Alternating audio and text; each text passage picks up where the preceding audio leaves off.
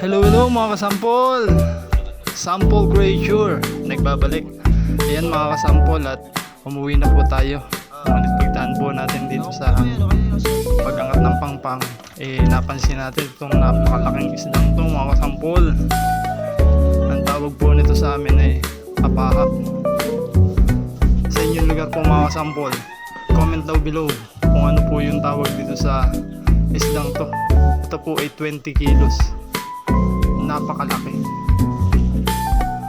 Bihirang-bihira lang din po itong mahuli kasi ito sa tubig alat po nabubuhay. So ayan mga kasampol, kitang kita nyo naman, halimaw sa laki ang isdang ito.